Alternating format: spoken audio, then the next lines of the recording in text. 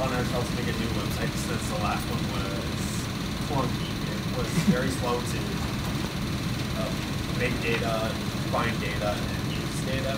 Since we looked on our own, for example, we looked for our own high school data, but we have to sort through Old Town, Oronos, Belfast, Rabbits, and all the other data points just to find our own. And so Alex here made a website. Fingers crossed this works. First try. Alright. So I'm going to give you guys a brief rundown of the website we have. To make it easier for all high schools to find their own data, we decided to split it up entirely. So each school has their own section here.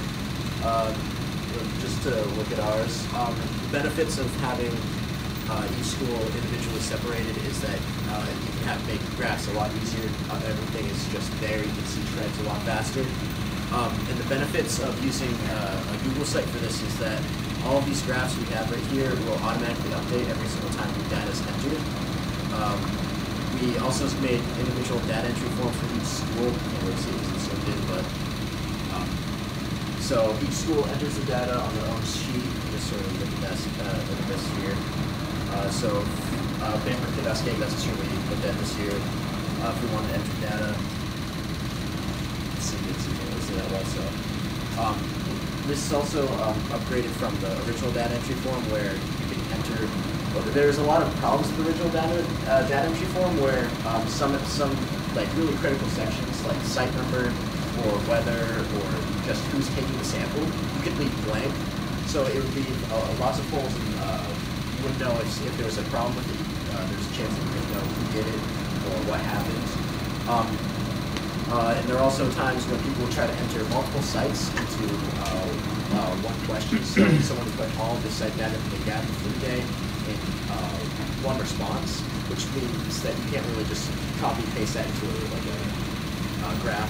It doesn't work like that. Also, as I said before, all of the graphs that are on these websites will automatically update with new data entered. So for Bangor Capstone, all of these are real time. If I enter something in here, it'll show up on each of these graphs. Over here, you can't really see it. It's cut off. There's a section for graph request form. So if any school wants to see a certain relationship put onto their part of the website on the data collection, you fill that out. You say what you want, what your name is, how we can contact you. We can make it for them, and then they'll be able to go to their school, click say Deering wants to. That's not just Deering's name, but actually that Deering is. So say Greeley wants a graph. They scroll down here a few days later, there'll be a graph right here with whatever they want, but it automatically updates. We also reorganized the data sheets themselves because there are a lot of empty columns that no one ever filled in. At one point, or not at one point, there still is 3 columns completely empty on the original spreadsheet for flow rate. So 2 of them aren't used. One of them is like spelled wrong. There's a lot of problems with it.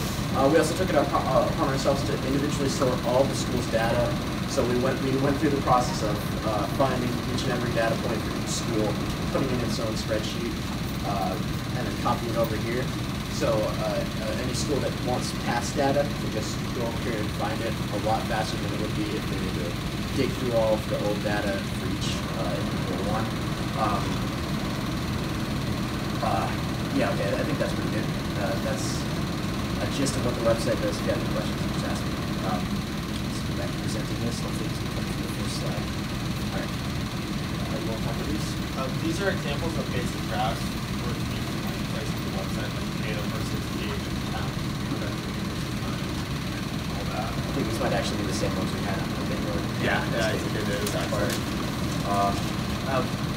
For the website use, it'd be also easier to compare and contrast with other schools than it was with the old data sites, so we can see each other's data, so we can tell if like other streams are having the same problem, like high pH or low pH levels. The other smart groups can get in contact with other smart groups to try and find a solution for that. And this is Bangor compared to Belfast. Like we can do a good study of like nearby streams and things Alright, so just to prove the concept here, a few data trends we have. This is conductivity of all the pedestrian data points that we had within this year. You can sort of see that there isn't that much variation except for sites 6 and 7. 7 isn't very much, but 6 is the one that emptied out right into this is 6. They don't have 7 up here. So 6 emptied straight out into the cascade. There's a lot of water, so you can expect conductivity is supposed to be lower. Sorry, I didn't say something about 6. I had it backwards. Anyways, one thing that we can focus on, I mean, none of these are scary. There's one outlier that could be, potentially bad, but overall, the stream isn't dangerously conductive. But if you did want to remediate Marina Mahawas, please come to the main office. Marina Mahawas. Before it empties out the non-stop. Downstream of the Arctic Brook. The Arctic Brook is in 2003 it was identified as a plastic impaired stream. 23.3% of its watershed is covered by impervious surfaces like roadways, parking lots, etc. So whenever it rains, oil, sediment, salts trapped on the surface cannot be filtered naturally by the earth, so it tends to wash directly into the stream. There was a 2012, or a study done in 2012 that made a watershed plan to reduce runoff and impervious cover by 65% at least. Make the results make the stream act like it was a stream that would have 65% less impervious cover. This can be done by improving either the size of the stream or changing the types of pavement. Like there's permeable pavement now that will actually allow the water to filter through before passing into the stream. I think that's ours. Okay. Speaking of runoff,